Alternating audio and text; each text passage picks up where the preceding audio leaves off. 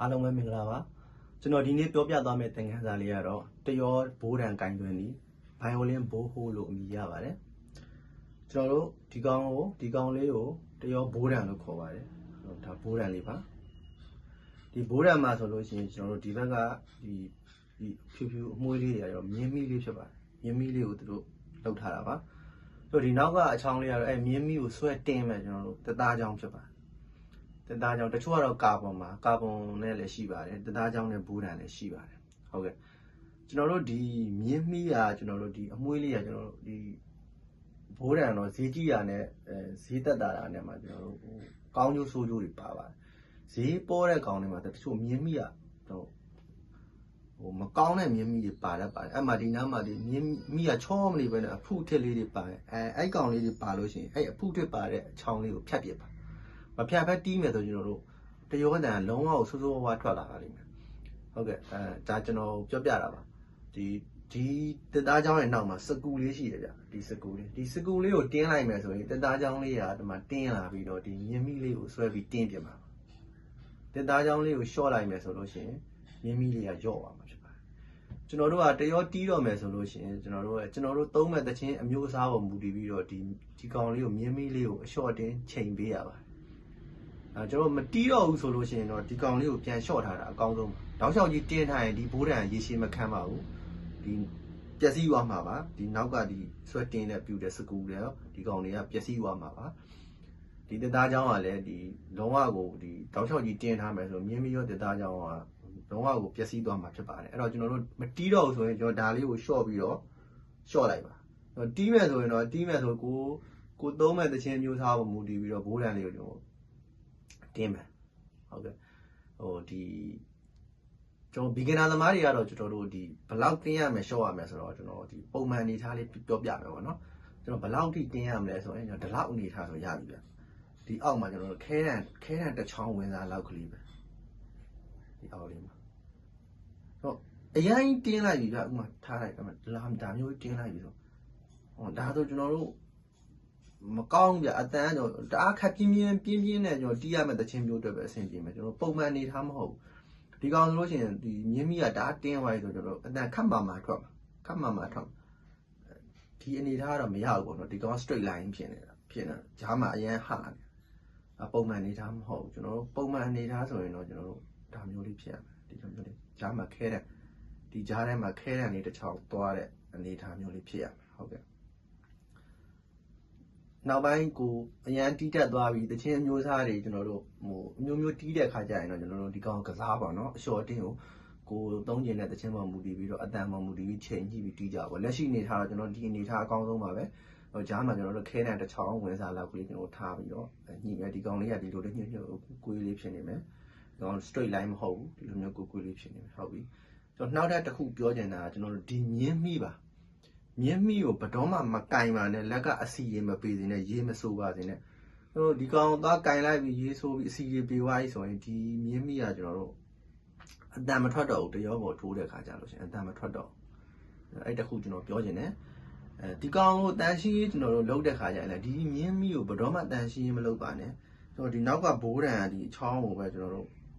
့အဝေးလေးနဲ့တုပ်ပါနော်ဒီနောက်ကတသားချောင်းကိုတော့ဒီမြင်းမီးကိုတော့လုံးဝတန်ရှင်းရေးမလုပ်ပါနဲ့လုံးစရာလည်းမလိုပါဘူးနောက်ထပ်ကျွန်တော်ပြောချင်တာဒီဘိုးတံအစ်စ်ဝယ်ခါသားဆိုလို့ရှိရင်ကျွန်တော်တို့ဒီအတန်မထွက်ဘူးဗျအတန်မထွက်ဘူးအဲ့ခါကျရင်ကျွန်တော်တို့ဒီဘိုးတံကိုဒီကိုပုတ်ပြီးထင်းရှူးစီရှိတယ်သူ့ rosin လို့ခေါ်တယ်ကျွန်တော်ပြမယ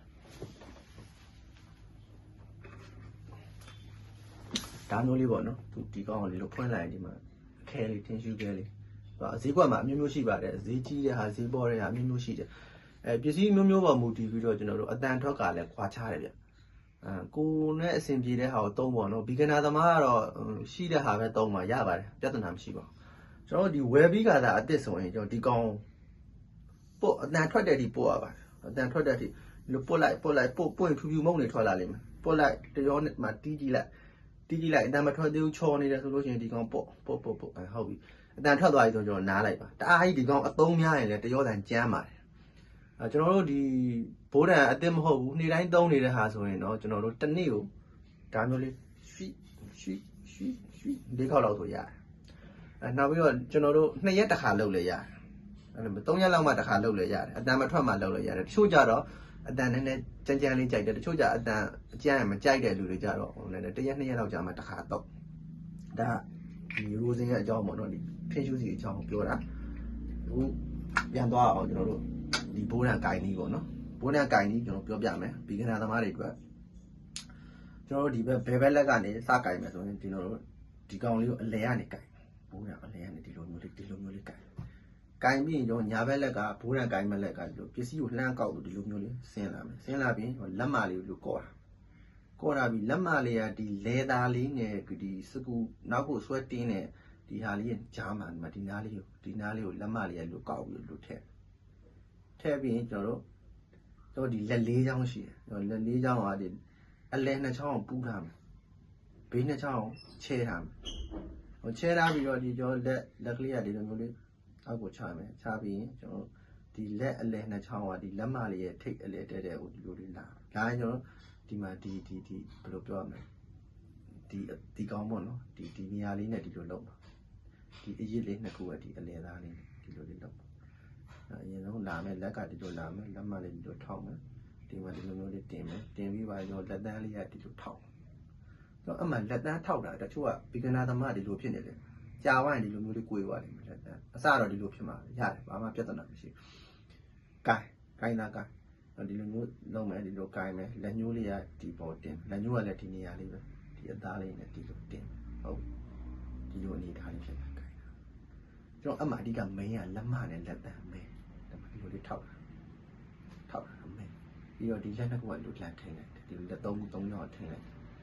အဲ့မှာကျွန်တော်တကယ်ကိုင်းလိုက်တဲ့ခါကျရင်ဒီလက်နှစ်ချောင်းကဒီလက်မထိတ်အလယ်မှာမရှိတော့ဘူးဗျာဒီလက်ခလဲနဲ့လက်မနဲ့ဒီလိုသွားကြတယ်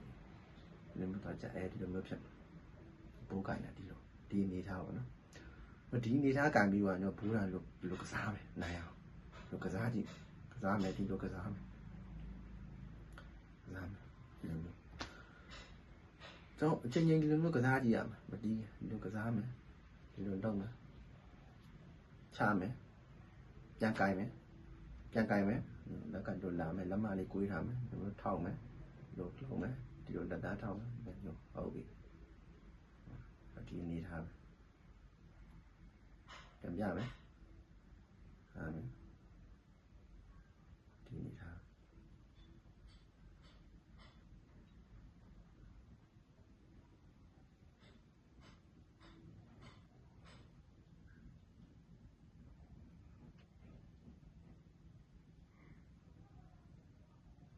ဟုတ်ဒီနေ့တော့ဒီလောက်ပါပဲဟောကျွန်တော်နောက်တင်မဲ့ဗီဒီယိုတွေကိုကျွန်တော်တို့ဆက်ပြီးကြည့်ဖို့အတွက်ကျွန်တော်ရဲ့ channel လေးကို like and subscribe လေးလုပ်ဖို့တောင်းဆိုပါတယ်ဘေးနားခေါင်းလောင်းလေးကိုလည်းနှိပ်ပေးကြပါကျွန်တော်နောက်ဗီဒီယိုတွေကျွန်တော် lesson တွေအများကြီးတင်ပေးသွားမှာဖြစ်ပါတယ်ကျွန်တော်ဝါသနာဒူတဲ့ညီကိုတွေအတွက်မောင်နှမတွေအတွက်ပေါ့နော်ကျွန်တော်ပညာဒါနအနေနဲ့တင်ပေးသွားမှာဖြစ်ပါတယ်ဟုတ်ကဲ့အဲ့ဒါကြောင့်ကျွန်တော်ရဲ့ channel လေးကို like and subscribe လုပ်ပြီးတော့ခေါင်းလောင်းလေးကိုလည်းနှိပ်ပေးဖို့တောင်းဆိုပါတယ်ကျေးဇူးများတင်ပါတယ်